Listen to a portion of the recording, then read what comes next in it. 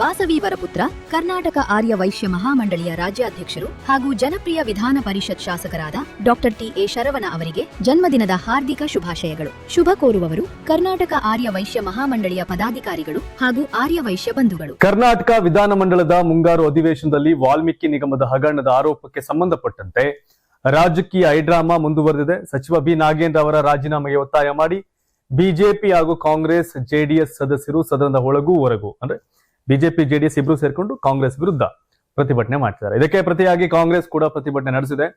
ಸೋಮವಾರ ವಿಧಾನ ಪರಿಷತ್ ಕಲಾಪ ಆರಂಭವಾಗ್ತಿದ್ದಂತೆ ವಿಪಕ್ಷ ಸದಸ್ಯರು ನಾಗೇಂದ್ರ ಅವರನ್ನ ಸಚಿವ ಸ್ಥಾನದಿಂದ ವಜಾಗೊಳಿಸಬೇಕು ಅಂತ ಘೋಷಣೆ ಕೂಗಿದ್ರು.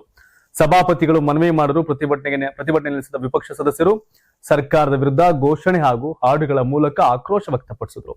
ಈ ವೇಳೆ ಕಾಂಗ್ರೆಸ್ ಸದಸ್ಯರಾದ ಐವಾನ್ ಡಿಸೋಜಾ, ಹರಿಪ್ರಸಾದ್ ಸೇರಿದಂತೆ ಹಲವರು ಗದ್ದಲ ಮಾಡುತ್ತಿರುವ ಸದಸ್ಯರನ್ನ ಹೊರಗೆ ಕಳಿಸುವಂತೆ ಮನವಿ ಮಾಡಿದ್ರು.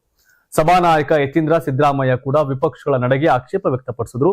ವಿಪಕ್ಷಗಳ ಗದ್ದಲದ ನಡುವೆಯೇ ಸಭಾಪತಿಗಳು ಪ್ರಶ್ನೋತ್ತರ ಕಲಾಪ, ಶೂನ್ಯ ವೇಳೆ ಹಾಗೂ ಗಮನ ಸೆಳೆಯುವ ಸೂಚನೆ ಸೇರಿದಂತೆ ವಿವಿಧ ಕಲಾಪಗಳನ್ನ ನಡೆಸಿದ್ರು. ವಿಪಕ್ಷಗಳು ಯಾವುದೇ ಕಲಾಪದಲ್ಲಿ ಭಾಗವಹಿಸದೆ ಪ್ರತಿಭಟನೆ ಮುಂದುವರೆಸಿದ್ವು. ಇದೇ ವೇಳೆ ವಿಧಾನಸೌಧದ ಆವರಣದಲ್ಲಿರತಕ್ಕಂಥ ವಾಲ್ಮೀಕಿ ಪ್ರತಿಮೆಯಿಂದ ವಿಧಾನಸೌಧದವರೆಗೆ ಬಿಜೆಪಿ ಮತ್ತು ಜೆಡಿಎಸ್ ಶಾಸಕರು ಜಾಥಾ ನಡೆಸಿ ಕಪ್ಪು ಟಿ ಶರ್ಟ್ ಧರಿಸಿ ನಾಗೇಂದ್ರ ರಾಜೀನಾಮೆಗೆ ಆಗ್ರಹ ಮಾಡಿದ್ರು. ಮತ್ತೊಂದೆಡೆ ಕಾಂಗ್ರೆಸ್ ನಾಯಕರು ಗಾಂಧಿ ಪ್ರತಿಮೆ ಎದುರು ಪ್ರತಿಭಟನೆ ನಡೆಸಿ ಬಿಜೆಪಿ ಅಧಿವೇಶನದ ಕಲಾಪಕ್ಕೆ ಅಡ್ಡಿಪಡಿಸ್ತಾ ಇದೆ ಹಾಗೂ ಬರಗಾಲ, ರೈತರ ಸಮಸ್ಯೆಗಳಂತಹ ಪ್ರಮುಖ ವಿಚಾರಗಳ ಚರ್ಚೆಗೆ ಅವಕಾಶ ಕೊಡ್ತಾ ಇಲ್ಲ ಅಂತ ಆರೋಪ ಮಾಡಿದ್ರು. ವಿಪಕ್ಷಗಳ ಪ್ರತಿಭಟನೆ ಹಾಗೂ ಗದ್ದಲದ ನಡುವೆಯೇ ಸರ್ಕಾರ ಹಲವು ಪ್ರಮುಖ ಮಸೂದೆಗಳನ್ನು ಅಂಗೀಕರಿಸಿಕೊಂಡಿದೆ. 2026ನೇ ಸಾಲಿನ ಕರ್ನಾಟಕ ಸರಕು ಮತ್ತು ಸೇವೆಗಳ ತೆರಿಗೆ ತಿದ್ದುಪಡಿ ಮಸೂದೆ, ಕರ್ನಾಟಕ ಕೈಗಾರಿಕೆ ಸೌಲಭ್ಯ ತಿದ್ದುಪಡಿ ಮಸೂದೆ, ಗ್ರೇಟರ್ ಬೆಂಗಳೂರು ಆಡಳಿತ ತಿದ್ದುಪಡಿ ಮಸೂದೆ, ಕರ್ನಾಟಕ ಅಂಗಡಿಗಳು ಮತ್ತು ವಾಣಿಜ್ಯ ಸಂಸ್ಥೆಗಳ ತಿದ್ದುಪಡಿ ಮಸೂದೆ, ಕರ್ನಾಟಕ ಗ್ರಾಮ ಸ್ವರಾಜ್ ಮತ್ತು ಪಂಚಾಯತ್ ರಾಜ್ ವಿಧೇಯಕ ಹಾಗೂ ಕರ್ನಾಟಕ ಸರ್ಕಾರಿ ಉದ್ಯಾನವನಗಳ ಸಂರಕ್ಷಣೆ ತಿದ್ದುಪಡಿ ಮಸೂದೆ ಸೇರಿದಂತೆ ಹಲವು ವಿಧೇಯಕಗಳಿಗೆ ಒಪ್ಪಿಗೆ ದೊರೆತಿದೆ. ಮತ್ತೊಂದೆಡೆ ಸಚಿವ ನಾಗೇಂದ್ರ ಅವರ ರಾಜೀನಾಮೆಯ ಅಗತ್ಯವಿಲ್ಲ ಅಂತ ಲೋಕೋಪಯೋಗಿ ಸಚಿವ ಸತೀಶ್ ಜಾರಕಿಹೊಳಿ ಹೇಳಿದ್ದಾರೆ. ಇನ್ನು ತಮ್ಮ ಮೇಲಿನ ಆರೋಪಗಳನ್ನ ಸಚಿವ ಬಿ ನಾಗೇಂದ್ರ ತಳ್ಳಿ ಹಾಕಿದ್ದು ಕೇಂದ್ರ ತನಿಖಾ ಸಂಸ್ಥೆಗಳು ತಮ್ಮ ವಿರುದ್ಧ ಸಂಚು ರೂಪಿಸಿವೆ ಅಂತ ಆರೋಪ ಮಾಡಿದ್ರು. ತಪ್ಪು ಸಾಬೀತಾದರೆ ಶಿಕ್ಷೆ ಅನುಭವಿಸಲು ಸಿದ್ಧ, ಆದರೆ ರಾಜೀನಾಮೆ ನೀಡುವ ಪ್ರಶ್ನೆ ಇಲ್ಲ ಅಂತ ಹೇಳಿದ್ದಾರೆ. ಕಾಂಗ್ರೆಸ್ ನಾಯಕರು ಕೂಡ ಇದನ್ನು ಸ್ಪಷ್ಟಪಡಿಸಿದ್ದಾರೆ. ನಾಗೇಂದ್ರ ದೇವರಲ್ಲಪ್ಪ, ನಾಗೇಂದ್ರ ಬಿಟ್ಟು ಕೂಡ ಬಹಳಷ್ಟು ಜನ ಎಸ್ ಟಿ ಸಮುದಾಯದ ನಾಯಕರುಗಳು ಅವರೇ ಅಲ್ಲಿ ಕಾಂಗ್ರೆಸ್ ಅಲ್ಲಿ. ವೈ ನಾಗೇಂದ್ರ ಇಲ್ಲ, ನಾಗೇಂದ್ರ ಏನಾರ ಬೇರೆ ಬೇರೆ ಹೆಸರು ಹೇಳ್ಬಿಡ್ತೀನಿ ಅಂತ ಬಿಜೆಪಿ ಹೇಳಿದೇನೋ, ಇವ್ರು ಬೇರೆಯವ್ರ ಹೆಸರು ಬಿಟ್ಬಿಡ್ತಾರೆ ಅನ್ನೋ ಕಾರಣಕ್ಕೆ ಮತ್ತೆ ಮಂತ್ರಿ ಕೊಟ್ಟಿದ್ದಾರೆ ಅಂತ. ನಾಗೇಂದ್ರ ಒಂದ್ಸರಿ ಬಿಜೆಪಿ, ಒಂದ್ಸರಿ ಇಂಡಿಪೆಂಡೆಂಟ್, ಈಗ 2 ಸರಿ ಕಾಂಗ್ರೆಸ್ MLA. ಆದ್ರೆ ಅದೇ ರೀತಿ 2 ಸರಿ ಕಾಂಗ್ರೆಸ್ MLA ಅಂತ ಅಲ್ಲಿ ಕಂಪ್ಲಿ ಗಣೇಶ್ ಇದ್ದಾರೆ, ಬಸನಗೌಡ ದದ್ದಲ್ ಇದ್ದಾರೆ, ರಾಯಚೂರು ಗ್ರಾಮೀಣದ MLA, ರಾಜಣ್ಣ ಇದ್ದಾರೆ, ರಾಜಣ್ಣ ಅವ್ರ ಮಗ ರಾಜೇಂದ್ರ ಇದ್ರು. ಇವೆಲ್ಲವೂ ಇದ್ದಾಗ ವೈ ನಾಗೇಂದ್ರ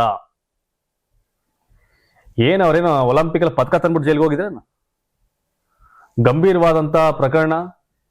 ಆ ವಾಲ್ಮೀಕಿ ಸಮುದಾಯಕ್ಕೆ ಮೀಸಲಾದಂತ ಒಂದಷ್ಟು ಕ್ಷೇತ್ರಗಳೈತೆ, ಆ ರೆಪ್ರೆಸೆಂಟ್ ಮಾಡೋರವರು, ಆ ಸಮುದಾಯಕ್ಕೆ ಯಾಮಾರ್ಸವ್ರೆ ಅನ್ನೋ ಆರೋಪಗಳು. ಅದೇ ಕೇಂದ್ರದಲ್ಲಿ ಅಲ್ಲಿ ಧರ್ಮೇಂದ್ರ ಪ್ರಧಾನ್ ರಾಜೀನಾಮೆ ತಗೊಳಕ್ಕೆ ಇವರೆಲ್ಲ ಹೋರಾಟ ಕೊಟ್ಬಿಟ್ಟು ಈಗ ನಾಗೇಂದ್ರ ಪ್ರಕರಣ ಇನ್ನೂ ಆತರ ವ್ಯತ್ಯಾಸಗಳಿರ್ಬೇಕಾದ್ರೆ ಯಾಕೆ ಕ್ಯಾಬಿನೆಟ್ ಬೇಕಾಗಿತ್ತು ಅಂತ ಕೆಲವು ಕಾಂಗ್ರೆಸ್ಸಿಗರು ಹೇಳ್ತಿದ್ದಾರೆ. ಈಗ ಒಳಗೆ ಇವ್ರೇನ್ ನೀವ್ ಹೆಂಗಾರ ಬಡ್ಕಳಿ ಕೆಚ್ಕಳಿ, ನಾವು ಕೊಡ್ಸಲ್ಲ ನಿಂತವ್ರು ಇವರು. ಗೊತ್ತಿಲ್ಲ, ಈ ಏನಾರ ಕೇಂದ್ರ ಕಾಂಗ್ರೆಸ್ ನಾಯಕರ ಗಮನಕ್ಕೆ ಹೋದ್ರೆ ರಾಹುಲ್ ಗಾಂಧಿ ಏನಾದ್ರು ಸ್ವಲ್ಪ ಕಿವಿ ಹಾಕೊಂಡ್ರೆ ಏನಾರ ಬದಲಾವಣೆ ಆಗ್ಬೋದೇನೋ, ಗೊತ್ತಿಲ್ಲ. ಕೆಲವರು ಹೇಳ್ತಾರೆ ಕಾಂಗ್ರೆಸ್ ಅವರೇ ಪ್ರತಿಭಟನೆ ಮಾಡಿಸ್ತಾವ್ರೆ ಅಂತ. ಯತ್ನಾಳ್ ಎಲ್ಲೋ ಹೇಳಿದ್ ನೆನಪು.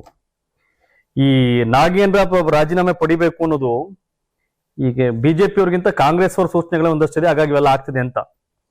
ಏನ್ ಬೇಕಾದ್ರೂ ರಾಜಕಾರಣದಲ್ಲಿ ಆಗ್ಬೋದಲ್ಲ, ಗೊತ್ತಿಲ್ಲ. ಇನ್ನು ಡಿಕೆಶಿ ಅದಾನಿ ಭೇಟಿಗೆ ಸಂಬಂಧಪಟ್ಟಂತೆ ಒಂದಷ್ಟು ರಾಜಕೀಯ ಚರ್ಚೆ, ಬಿಜೆಪಿ ನಾಯಕರ ಹೇಳಿಕೆಗಳು, ಕಾಂಗ್ರೆಸ್ ಅವರು ಪ್ರತ್ಯುತ್ತರ ಕೊಟ್ಟಿದ್ದಾರೆ. ಏನದು? ಗೌತಮ್ ಅದಾನಿ ಹಾಗೂ ಮುಖ್ಯಮಂತ್ರಿ ಡಿ.ಕೆ. ಶಿವಕುಮಾರ್ ಅವರ ಭೇಟಿಯ ವಿಚಾರ ಇದೀಗ ರಾಜ್ಯ ರಾಜಕಾರಣದಲ್ಲಿ ಚರ್ಚೆ ಕಾರಣ ಆಗಿದೆ.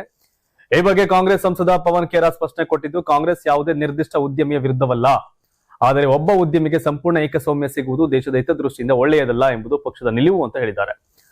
ಬೆಂಗಳೂರಿನ ಸದಾಶಿವನಗರದಲ್ಲಿರ್ತಕ್ಕಂಥ ಸಿಎಂ ಡಿ.ಕೆ. ಶಿವಕುಮಾರ್ ಅವರ ನಿವಾಸಕ್ಕೆ ಗೌತಮ್ ಅದಾನಿ ಭೇಟಿ ಕೊಟ್ಟಿದ್ರು. ಸುಮಾರು 20 ನಿಮಿಷಗಳ ಕಾಲ ನಡೆದ ಮಾತುಕತೆಯಲ್ಲಿ ರಾಜ್ಯದಲ್ಲಿ ಹೂಡಿಕೆ ಹಾಗೂ ಬೆಂಗಳೂರಿನ ಉದ್ದೇಶಿತ ಸುರಂಗ ಮಾರ್ಗ ಯೋಜನೆ ಸೇರಿದಂತೆ ಹಲವು ವಿಚಾರಗಳ ಕುರಿತು ಚರ್ಚೆ ನಡೆದಿದೆ ಎನ್ನಲಾಗಿದೆ. ಈ ಭೇಟಿಯ ಬಗ್ಗೆ ಪ್ರತಿಕ್ರಿಯೆ ಕೊಟ್ಟಂತ ಸಿಎಂ ಡಿ.ಕೆ. ಶಿವಕುಮಾರ್, ಗೌತಮ್ ಅದಾನಿ ಅವರಿಗೆ ಕರ್ನಾಟಕದಲ್ಲಿ ಹಲವು ಉದ್ಯಮಗಳಿದ್ದು ತಾವು ಮೊದಲ ಬಾರಿಗೆ ಮುಖ್ಯಮಂತ್ರಿ ಆಗಿರುವ ಹಿನ್ನೆಲೆಯಲ್ಲಿ ಸೌಜನ್ಯದ ಭೇಟಿಯಾಗಿ ಮಾತುಕತೆ ನಡೆಸಿದ್ದಾರೆ ಅಂತ ಹೇಳಿದರು. ಇನ್ನು ಗೃಹ ಸಚಿವ ಪ್ರಿಯಾಂಕ್ ಖರ್ಗೆ ಕೂಡ ಭೇಟಿಯ ಬಗ್ಗೆ ಸ್ಪಷ್ಟನೆ ಕೊಟ್ಟಿದ್ದಾರೆ. ಗೌತಮ್ ಅದಾನಿ ಅವರು ಸರ್ಕಾರಿ ಗುತ್ತಿಗೆದಾರರಾಗಿದ್ದು 2 ಯೋಜನೆಗಳಲ್ಲಿ L1 ಬಿಡ್ಡರ್ ಆಗಿದ್ದಾರೆ. ರಾಜ್ಯಕ್ಕೆ ಆ ಯೋಜನೆಗಳು ಪ್ರಮುಖವಾಗಿರೋದ್ರಿಂದ ಸೌಜನ್ಯದ ಭೇಟಿಯಾಗಿ ಮುಖ್ಯಮಂತ್ರಿಯನ್ನ ಭೇಟಿ ಆಗಿರ್ಬೋದು ಅಂತ ಹೇಳಿದ್ದಾರೆ. ಅದಾನಿ ಕುರಿತು ಕಾಂಗ್ರೆಸ್ ನಿಲುವು ಏನೇ ಇರಬಹುದು, ಆದರೆ ಕಾನೂನುಬದ್ಧವಾಗಿ ನಡೆಯುತ್ತಿರುವ ಪ್ರಕ್ರಿಯೆಯನ್ನ ತಡೆಯಲು ಅಥವಾ ಬದಲಾಯಿಸಲು ಸಾಧ್ಯವಿಲ್ಲ ಅಂತ ಪ್ರಿಯಾಂಕರ್ಗೆ ಹೇಳಿದ್ದಾರೆ. ನಮಗೆ ಅವರು ಕಾಂಟ್ರಾಕ್ಟರ್ ಅಷ್ಟೇ, ನ್ಯಾಯಯುತವಾಗಿ ಟೆಂಡರ್ ಸಿಕ್ಕಿದ್ರೆ ನಾವು ಏನ್ ಮಾಡೋಕ್ ಸಾಧ್ಯ ಅಂತ ಪ್ರಶ್ನೆ ಮಾಡಿದ್ದಾರೆ. ಇದು ಅದಾನಿ ಸರ್ಕಾರ, ಅಂಬಾನಿ ಸರ್ಕಾರ ಅಂತ ಕಾಮೆಂಟ್ ಆಗ್ತಿರಪ್ಪ, ಇದೇ ಪ್ರಿಯಾಂಕ್ ಖರ್ಗೆ ಅವರೆಲ್ಲ.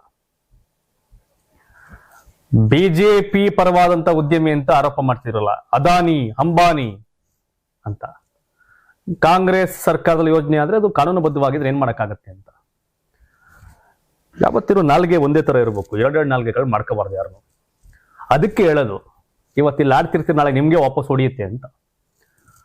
ಅದಾನಿ ಒಂಥರ, ಅದಾನಿಗೆ ತಲೆಬಾಗಿದ ಸರ್ಕಾರ, ಅದಾನಿಯ ಗುಲಾಮ, ಅವೆಲ್ಲ ಹೇಳ್ತೀರಿ. ಈಗ ಯಾರು ಗುಲಾಮ? ಹಾಗಾಗಿ ಒಂದ್ ಸ್ವಲ್ಪ ಗುರುತರವಾದಂತ ಆರೋಪಗಳಿದ್ರೆ ಅಂತ ಲಂಚ ಹೇಳ್ಬೇಕು. ಅದನ್ನ ಬಿಟ್ಟು ಸುಮ್ನೆ ನಾಲಿಗೆ ಆರಾಮಾಗೈತೆ ಅನ್ಬಿಟ್ಟು ಏನೋ ಮಾತಾಡಬಾರ್ದು. ಸಮ್ ಟೈಮ್ ವಾಪಸ್ ಹಿಂಗ್ ಹೊಡಿಯತ್ತೆ. ಸೊ ಹಾಗಾಗಿ ಅದಾನಿ ವಿಚಾರದಲ್ಲೂ ಅದೇ ಆಗಿದೆ. ಕಾಂಗ್ರೆಸ್ಗೊಂಥರ ಮುಜುಗರ. ನ್ಯಾಯಬದ್ಧವಾಗಿ ಆಗಿದ್ರೆ ಹಂಗಾರೆ ಅಲ್ಲೇ ಆಗಿದೆಯೇನ ಅಲ್ಲಿ? ಇದು ಒಳ್ಳೆ ಕತೆ ಆಯ್ತಲ್ಲ. ಹಿಕ್ಕಟ್ಟಿಗೆ ಸಮ್ ಟೈಮ್ ಸಿಗಾಕಬೇಕಾಗತ್ತೆ. ಹಾಸನದಲ್ಲಿ ಮತ್ತೆ ಎಚ್ ಡಿ ರೇವಣ್ಣ ವರ್ಸಸ್ ಜಿಲ್ಲಾಧಿಕಾರಿ. ಎಸ್, ಮಾಜಿ ಸಚಿವ ಹಾಗೂ ಶಾಸಕ ಎಚ್ ಡಿ ರೇವಣ್ಣ ಮತ್ತೊಮ್ಮೆ ಜಿಲ್ಲಾಧಿಕಾರಿಯೊಂದಿಗಿನ ಸಂಘರ್ಷದ ವಿಚಾರವಾಗಿ ಸುದ್ದಿಯಾಗಿದ್ದಾರೆ. ಈ ಬಾರಿ ಗ್ರಾಮ ಪಂಚಾಯಿತಿ ಚುನಾವಣೆಯ ಮೀಸಲಾತಿ ನಿಗದಿ ವಿಚಾರಕ್ಕೆ ಸಂಬಂಧಪಟ್ಟಂತೆ ಹಾಸನ ಜಿಲ್ಲಾಧಿಕಾರಿ ಕೆಎಸ್ ಲತಾಕುಮಾರಿ ಹಾಗೂ ರೇವಣ್ಣ ನಡುವೆ ಮಾತಿನ ಸಮರ ನಡೆದಿದೆ. ರೇವಣ್ಣ ಅವರ ಹೇಳಿಕೆಗೆ ಜಿಲ್ಲಾಧಿಕಾರಿ ತೀವ್ರ ಆಕ್ಷೇಪ ವ್ಯಕ್ತಪಡಿಸಿದ್ದು, ಇದೀಗ ಈ ವಿಚಾರ ರಾಜಕೀಯ ವಲಯದಲ್ಲಿ ಚರ್ಚೆಗೆ ಗ್ರಾಸವಾಗಿದೆ. ಗ್ರಾಮ ಪಂಚಾಯಿತಿ ಚುನಾವಣೆಯ ಮೀಸಲಾತಿ ಪಟ್ಟಿ ಪ್ರಕಟಣೆಯಲ್ಲಿ ನಿಯಮಗಳನ್ನ ಗಾಳಿಗೆ ತೂರಲಾಗಿದೆ ಅಂತ ರೇವಣ್ಣ ಆರೋಪಿಸಿದ್ರು. ಇದಕ್ಕೆ ಸಾಮಾಜಿಕ ಜಾಲತಾಣದ ಮೂಲಕ ಪ್ರತಿಕ್ರಿಯೆ ಕೊಟ್ಟಂತ ಜಿಲ್ಲಾಧಿಕಾರಿ ಕೆಎಸ್ ಲತಾಕುಮಾರಿ, ನಿಯಮ ಉಲ್ಲಂಘನೆಯಾಗಿದ್ರೆ ಕಾನೂನುಬದ್ಧವಾಗಿ ಆಕ್ಷೇಪ ಸಲ್ಲಿಸಬಹುದಿತ್ತು, ಆದ್ರೆ ಹಿರಿಯ ರಾಜಕಾರಣಿಯೊಬ್ಬರು ಅವಹೇಳನಕಾರಿ ಹಾಗೂ ಮಾನಸಿಕವಾಗಿ ನೋವಾಗುವ ರೀತಿಯಲ್ಲಿ ಮಾತನಾಡುವುದು ಸರಿಯಲ್ಲ ಅಂತ ತಿರುಗೇಟು ಕೊಟ್ಟಿದ್ದಾರೆ. ಆದರೆ ಜಿಲ್ಲಾಧಿಕಾರಿ ಆರೋಪಗಳಿಗೆ ರೇವಣ್ಣ ಮತ್ತೆ ಪ್ರತಿಕ್ರಿಯಿಸಿ ತಮ್ಮ ಹೇಳಿಕೆಯನ್ನು ಸಮರ್ಥಿಸಿಕೊಂಡಿದ್ದಾರೆ. ಅವರು IAS ಮಾಡಿದ್ದಾರೆ, ಆದ್ರೆ ಜನರು ನನ್ನನ್ನ 6 ಬಾರಿ ಶಾಸಕರನ್ನಾಗಿ ಮಾಡಿದ್ದಾರೆ. ಜನರಿಗೆ ನೋವಾದಾಗ ನಾನು ಮಾತನಾಡಲೇಬೇಕು ಅಂತ ಹೇಳಿದ್ದಾರೆ. ಅಲ್ಲದೆ ಮೀಸಲಾತಿ ಪಟ್ಟಿ ಯಾವ ಆಧಾರದ ಮೇಲೆ ಸಿದ್ಧವಾಯಿತು, ತಹಶೀಲ್ದಾರ್ಗಳಿಗೆ ಪ್ರಸ್ತಾವನೆ ಕಳುಹಿಸಲು ಯಾರು ಸೂಚನೆ ಕೊಟ್ಟರು ಅಂತ ಪ್ರಶ್ನೆ ಮಾಡಿದ್ದಾರೆ. ಇದೇ ವೇಳೆ ಜಿಲ್ಲಾಧಿಕಾರಿಗೆ ಟಾಂಗ್ ನೀಡಿರ್ತಕ್ಕಂಥ ರೇವಣ್ಣ, ಡಿಸಿಗೆ ಅಧಿಕಾರ ಇದೆ ಎಂದು ಏನ್ ಬೇಕಾದ್ರೂ ಮಾಡಬಹುದಾ? 30 ವರ್ಷಗಳ ರಾಜಕೀಯದಲ್ಲಿ ಎಂತೆಂಥ ಅಧಿಕಾರಿಗಳನ್ನು ನೋಡಿದ್ದೇನೆ ಅಂತ ಹೇಳಿದ್ದಾರೆ. ತಾವು ಸಾಮಾನ್ಯ ಶಾಸಕನಾಗಿ ಜನರ ಕೆಲಸ ಮಾಡ್ತಿದ್ದೇನೆ ಅಂತ ತಿಳಿಸಿದ್ದಾರೆ. ರೇವಣ್ಣ ಅವರ ನಡೆಗೆ ಹಾಸನ ಸಂಸದ ಶ್ರೇಯಸ್ ಪಟೇಲ್ ಕೂಡ ಆಕ್ಷೇಪ ವ್ಯಕ್ತಪಡಿಸಿದ್ದಾರೆ. ಮೀಸಲಾತಿ ನಿಗದಿ ಚುನಾವಣಾ ಆಯೋಗದ ವ್ಯಾಪ್ತಿಗೆ ಬರುವ ವಿಚಾರವಾಗಿದ್ದು, ಕಾನೂನುಬದ್ಧವಾಗಿ ಆಗಿಲ್ಲವೆಂದು ಅನಿಸಿದರೆ ಅಹವಾಲು ಸಲ್ಲಿಸಬಹುದು ಅಂತ ಹೇಳಿದ್ರು. ಆದ್ರೆ ಹಿರಿಯ ಹಾಗೂ ಅನುಭವಿ ರಾಜಕಾರಣಿ ಆಗಿರ್ತಕ್ಕಂಥ ರೇವಣ್ಣ ಅವರು ಜಿಲ್ಲಾಧಿಕಾರಿ ಹುದ್ದೆಗೆ ಗೌರವ ಕೊಡಬೇಕು ಅಂತ ಶ್ರೇಯಸ್ ಪಟೇಲ್ ತಿಳಿಸಿದ್ದಾರೆ. ಶ್ರೇಯಸ್ ಸ್ವಲ್ಪದಲ್ಲಿ ಮಿಸ್ ಆಗ್ಬಿಟ್ರು. ಲಾಸ್ಟ್ ಟೈಮ್ ಗೆಲ್ಲಬಹುದಾಗಿತ್ತು ರೇವಣ್ಣ ಅವರ ಅಪೋಸಿಟ್. ಬಟ್ ರೇವಣ್ಣ ಅವರ ಅಪೋಸಿಟ್ ಸೋತ್ರು, ಪ್ರಜ್ವಲ್ ರೇವಣ್ಣ ಅವರ ಸೋಲ್ಸಿ MP ಆದ್ರು. ಹಾಸನ ರಾಜಕಾರಣ ಅಂದ್ರೆ ಹಂಗೇನೆ.